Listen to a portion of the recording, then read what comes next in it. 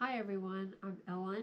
I'm Buckeye Cross Stitcher here on YouTube and on Instagram, and I'd like to welcome you to my very first FlossTube number 1 on February 23rd, 2025.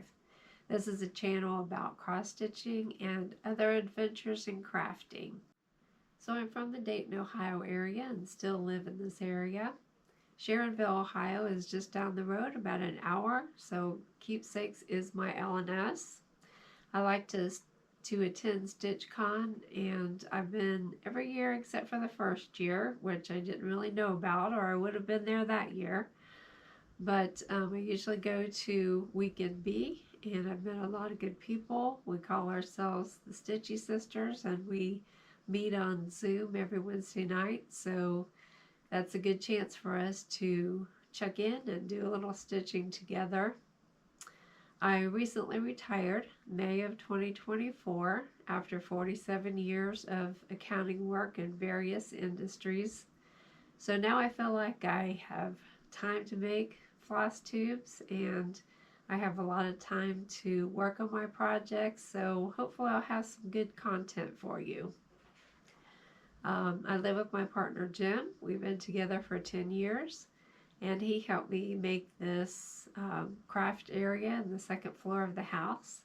It's not fancy, but it's definitely functional, and I do enjoy spending time up here being creative. I usually stitch on 14 or 16 count Aida. I also like 28 and 32 count Lugana. I have a complete collection of DMC, and my new collection that I've started is Classic Colorworks. So a little about my crafting history. My mom was the biggest influencer and mentor in my life as far as crafting and life itself. She was an excellent sewist, and she taught my sisters and I how to sew pretty young. She also got us into all kinds of other crafting, and she and I then took a lot of classes together and did a lot of things like ceramics and paper crafting. We also took classes in toll painting, and we did cake decorating. There's just all kinds of things we did together. I was the one who started cross stitching and tried to get her interested in that, but she really didn't take to it like I did. When I lived in Fort Wayne, Indiana, I went to Frank's Nursery and Crafts, and this was in the early 80s, and decided that I needed to find something to do in the evening watching TV. So I picked up a little refrigerator magnet kit. That was all the rage back then, the refrigerator magnets. And this kit had everything in it that I needed to complete the project. It was 14 count Aida with some floss that was provided, and it was a ice cream cone. I think I have it around here somewhere, and I didn't think to dig it out for this video, but if I have it, I'll find it and I will share that with you someday. So I stitched for a lot of years. I did a lot of gifts and a lot of precious moments, gifts that I gave away to people. So I don't have a lot of my vintage stitches to share with you, but I do have a few, and I will share those with you as we go. I stitched until probably the early 2000s, and then I kind of quit, and I was doing other things, scrapbooking, other paper crafting things, and then I kind of quit crafting everything altogether. So in 2017 I was kind of doing the same thing, sitting on the couch all the time watching TV and surfing through my phone and decided I needed to do something more productive. So after about a 15-year hiatus, I came back to stitching. I went to the LNS that was actually in my area at the time. Unfortunately, Cheryl passed and the shop did close, but I decided to stop in there one day, and she set me up with a kit from Heart and Hand, and so I got the bug again, and I said, so what's new? You know, in the stitching world these days, I've been out of it for a long time, and she told me about FlossTube. She told me about Priscilla and Chelsea, and they had actually just started their channel, I think, then. And so I've been hooked ever since, and really enjoying the craft, and it's a great way for me to be creative and decompress. So the current projects I'm working on, I have one going right now. It's a secret stitch, and I can't show you that. It's going to be a gift just in case that person would watch my video. But I did also recently start and finish the Let's Talk Spring by Hands-On Design. So this is a series of 4 designs, and I got the first one finished. I'm getting ready to spray paint the frame for this series. I'm going to switch them out. But it's been so cold here. I'm waiting for it to warm up just a little bit so that I can get out in the garage and spray paint the frame. This is a frame that I found on clearance, and it was a blue color, but I wanted it to be white, so I need to work on that and get that done.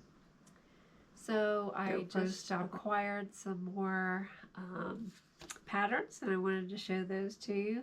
This is the St. Patrick's Day Quaker by Primrose Cottage, and I am collecting the Quakers and the quilts and a lot of their designs. I spent a lot of time last year stitching a lot of Primrose, and I still have a lot to go. But right now I would say that Lindsay is my favorite designer, and I get a lot of haul from them. I also have the packet for finishing, and the finishing kit and the floss for that.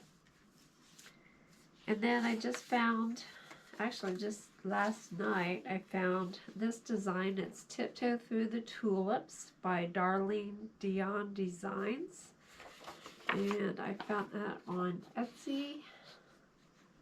I thought that was really cute to stitch for spring. So hopefully I'll be able to get to that soon. And then there was another freebie from the Little Stitcher, Made with Love. And I got that printed. Whoops. And then Teresa Kogut shared in her newsletter this freebie, and I thought this would be a nice one to stitch up and put in my craft room. Probably make a little pillow out of that one.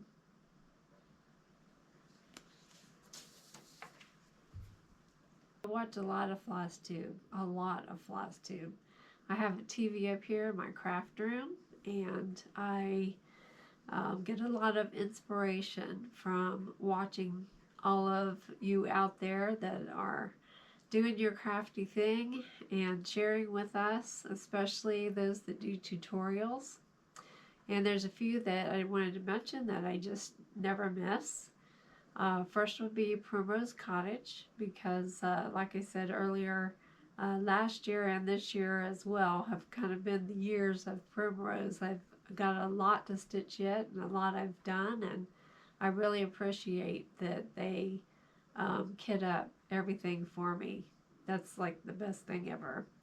But I also watch Priscilla and Chelsea stitching with the Housewives. I like Kimberly at Fat Quarter Shop. I also like Jessica Sweetwater Stitcher, although I don't stitch a lot of the things that she stitches, but there's just something about her. I really get inspired by her. And Nicole Spohr, more recently. I've been watching a lot of her stitching videos, and really like a lot of her finishes that she does. I think she's just very talented. Also, Vanna if she puts out a video. Vonna Pfeiffer, she is my finishing guru. She has taught me so much, and I really appreciate that from all of the floss tubers who share their tutorials and their talents with us. So I did get an FFO done this week, a huge project for me that was started in 2022, and I did a separate video on that I'll tack on to the end of this one. But I'm very happy to have that done. I feel like now I can just kind of breathe easy because that was the biggest one that I've had sitting around here. So I wanted to get it up so that I could enjoy it a little bit for the winter season. So in conclusion, I'd just like to tell you that I want to keep these videos around 30 minutes. I hope I have good content to show you. I do stitch every day, and I'm trying to hit that FFO pile and get at least 1 or 2 projects done a week, but I'm not sure when I'll be back with the second one. I just want to make sure I have good content for it. In the meantime, stay tuned for my little video about Frosty Forest, my FFO that I got done this last week. And thank you for watching, and until next time, be excellent to each other. When I was doing my project planning for 2022, I knew I wanted to complete Frosty Forest. So I broke it up throughout the year, and I was able to complete it in October. This was stitched on 16 count Country French Rain Aida by Witchell, and I purchased that at Fat Quarter Shop. I did a DMC conversion on it, and I purchased the buttons from Just Another Button Company. I found the frame at Hobby Lobby on clearance, and I did have to have that resized. So I found a custom frame shop in Dayton, and I had them do that for me, but all totaled, it only cost me about $50, so I thought that was a great price for a custom frame. This is my second largest project that I've ever completed, and I will show you the first largest one day, but I do need to reframe that. It's a project that I had stitched back in the 90s. Thanks for watching.